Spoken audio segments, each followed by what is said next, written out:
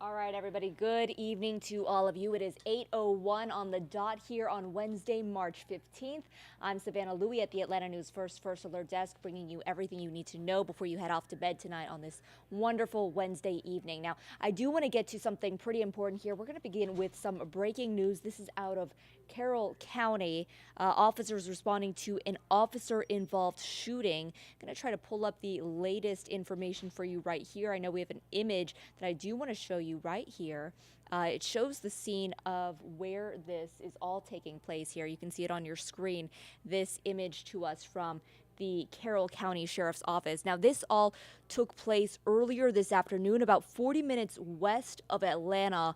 According to Carroll County Sheriff's Office officials, deputies responded to Bar J Road and Highway 78 around 4:45 p.m. today. This was after reports of a disturbance between neighbors. Now, it's unclear right now what exactly led up to the shooting. Victim's condition is still unknown at the time. We also know that the GBI, the Georgia Bureau of Investigation, is on scene. They are currently investigating what exactly went on, but beyond that, no additional information is available. But again, this is breaking news into our newsroom. An officer-involved shooting about 40 minutes west of Atlanta. This is all according to Carroll County Sheriff's Office officials. And again, that shooting happening at Bar J Road and Highway 78 just before 5 o'clock this afternoon. This is a developing story. We are going to be bringing you the very latest information as we go into our newscast later this evening, both at 9 and 10 on Peachtree TV, as well as on WANF at 11 o'clock tonight. All right, I want to get to some of our other really important stories here, starting with a pretty devastating story. If you've been following along with Atlanta news, Atlanta area news over the past few days, you're probably going to be fairly familiar with this one, and it is absolutely devastating here. We know that earlier, just a couple days ago, an 11-year-old child was hit by a stray bullet in a gang-related shooting. Well, now this is exclusive to Atlanta News First. We spoke with that victim's father. He gave us a little insight into who this young girl was. This young girl right here on your screen, Asia Jones. He says she was gentle, kind, and spunky. He also tells us that a classmate wrote an email to her, or to him actually, sharing a little bit about Asia's potential and writing that she had often helped with other kids' homework. Now, this man on your screen here, police are still looking for Keonta Parks for murder. Authorities are trying to determine if there was a second shooter in this situation, but they are confident that Parks is the person who fired that final shot. Meantime, at Cowan Road Middle School, that's where Asia was a little sixth grade girl, well, there are grief counselors helping any families, any students, or faculty as they try to process this devastating news. Again, this comes to us out of Griffin in Spalding County, a little 11-year-old girl hit by a stray bullet. Absolutely devastating news here. I know when we first reported this just days ago, a lot of folks were very, very understandably distraught by that news. So there's an update to you.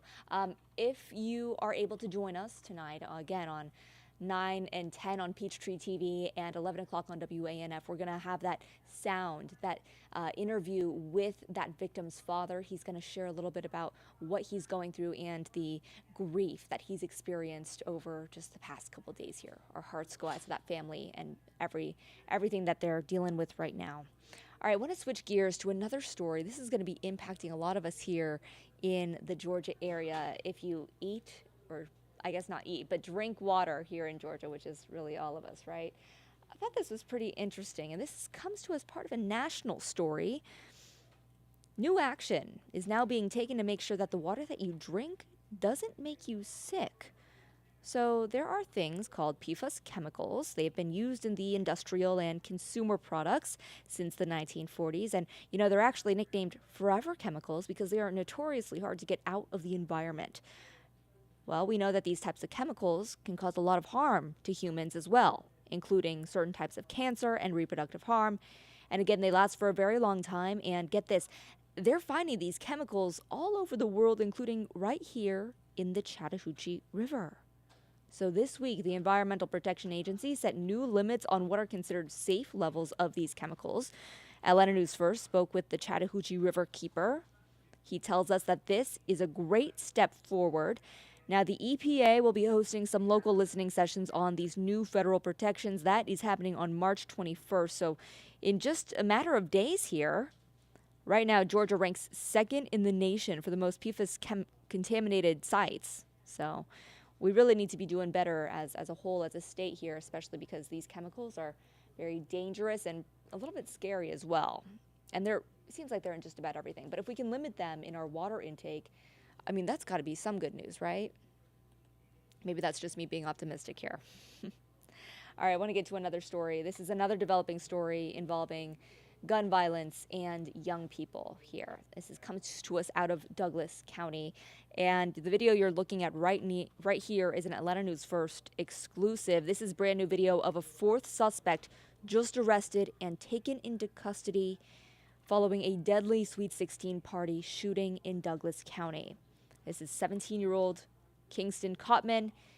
He is accused of being involved in the shooting deaths of 14-year-old Ajane Hill and 15-year-old Samuel Moon.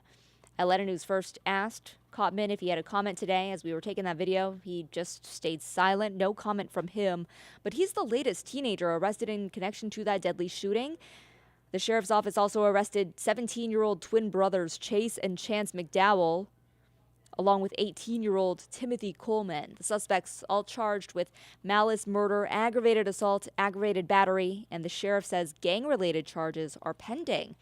Now, the sheriff didn't expand on which gang may have been involved. He didn't say who the target was, so there are still a lot of questions in this case.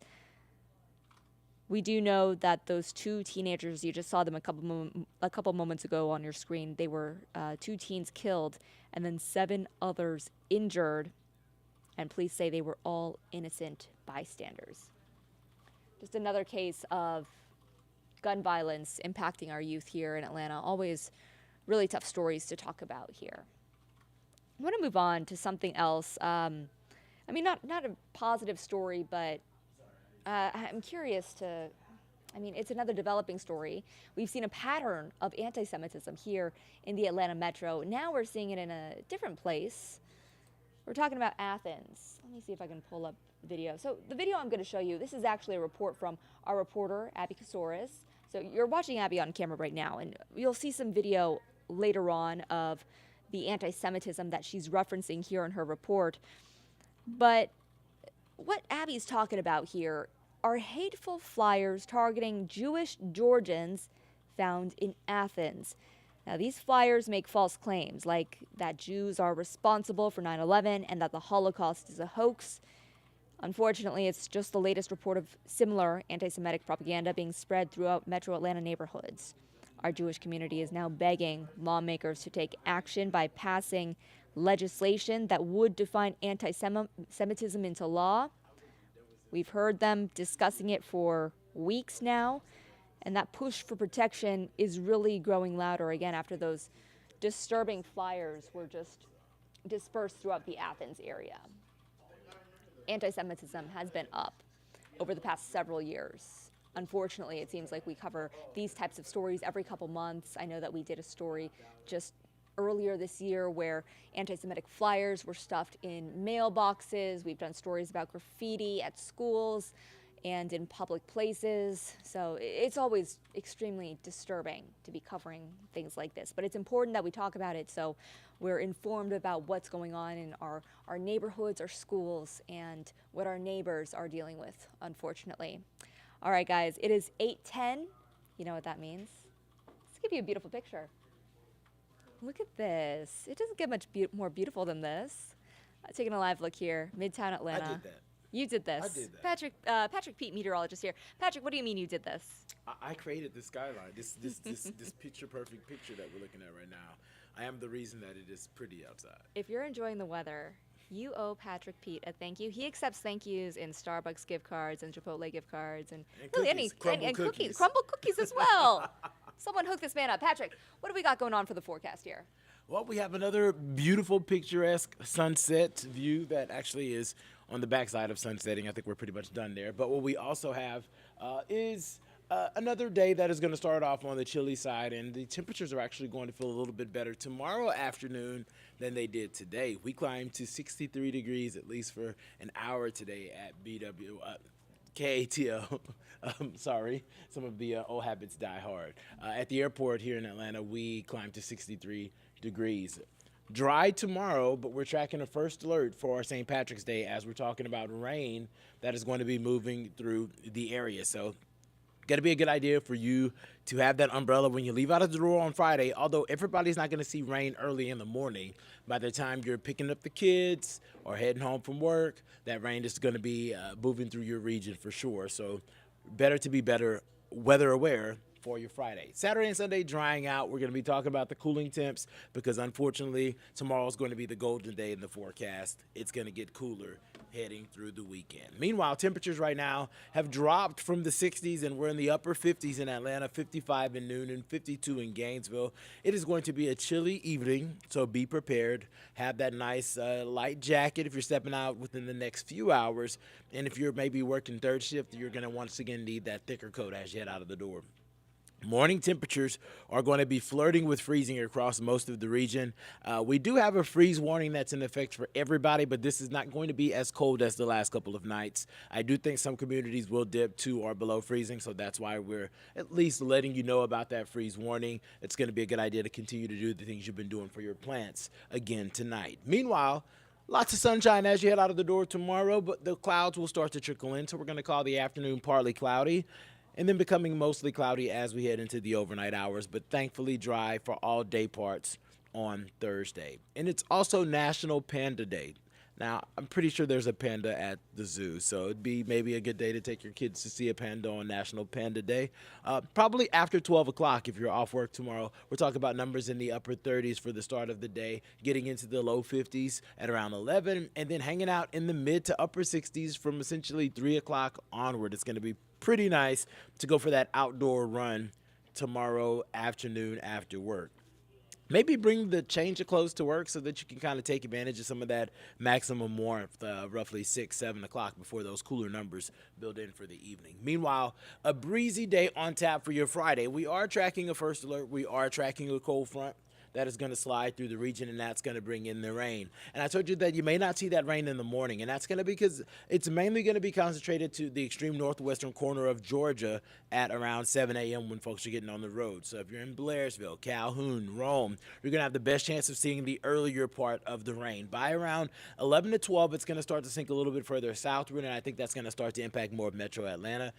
Temperatures are still going to climb into the upper 50s, low 60s by lunchtime, but as that rain moves in, temperatures are going to be cooled down. Winds are going to be breezy out ahead of it. We still should get into the low to mid 60s through the afternoon. But we're talking about rain coming down heavy at times. You can see some of those deeper reds, but also that straight thunderstorm. Now, there is no severe weather risk for your Friday, but we are going to be tracking the potential for this rain to get heavy. There's going to be some rumbles of thunder, and we want you to be alerted to this as it's going to be 3 to 5 essentially where it's the thickest and the heaviest, and then eventually that's all going to slide on out towards the south and east. Just be prepared for that commute home to take longer than a typical Friday, which is already a little bit delayed. So looking ahead to the weekend, no rain in the forecast, but man, will it be chilly both days. I mean, Saturday, if we had to pick a winner, is going to be it, but it's going to be windy and chilly, so you're going to need the coats. 55 degrees for an afternoon high, and then Sunday morning, we're going to yet again dip towards freezing, so I do expect most of the area to hit 32 or below. So I wouldn't be surprised this weekend if the National Weather Service puts out a freeze watch and a freeze warning for early Sunday morning. So just be prepared, essentially, when you get those alerts, to know to bring the plants back in yet again. Otherwise, the numbers in the afternoon rebound and we get back closer to 50. And then we're looking ahead to next week where we officially ring in spring on Monday, and then the first full day of spring is Tuesday. And we have a first alert there. And that first alert's really interesting because we've been tracking this area of low pressure. Essentially, that's going to be moving towards the southeast, and the placement of it shifted today between last night when we were with you and today. We have a team of 7 meteorologists, and actually all of us were in the building at some point today, and we were looking at the different placement of the lows, and guidance had trended that low further south earlier today. Well, meteorologist Fred Campagna and myself, we're just looking at the latest run of the GFS model, and that model has trended that low back over us, which is why we didn't remove that first alert. We wanted to see if there would be a trend to keep that low further south, and there was, and now we're back to where we were last night. So still looking at a pretty damp and cold day on Tuesday. Of course, there's going to be another Euro update between now and the 9 o'clock show, and there's always other model updates as well. So if you want to get the look at what the latest forecast for Tuesday is going to look like, you, of course, want to tune in tonight. Meteorologist Fred Campagna is going to have that update at 9. I will be on at 10. And then, of course, before you hit the snooze button and go to sleep, you can check in with ANF at 11. So I'm going to leave you with the 7-day forecast just so that you can remember to enjoy tomorrow afternoon, because it's the warmest day of the forecast, despite starting off with near freezing temperatures. And then there are 2 first alerts in the forecast, one for Friday, which we know is going to be a windy event. And there's going to be some rumbles of thunder, a little bit of lightning, but the severe weather risk is really, really low. We're expecting the chance for those severe storms to be in extreme southern Georgia. So we should miss out on all of that energy. Nonetheless, the cooler numbers on the backside of that front for the weekend, freezing temperatures Sunday morning, and then more rain on Tuesday. You all have a good night, and we will see you tonight at 9, 10, and 11.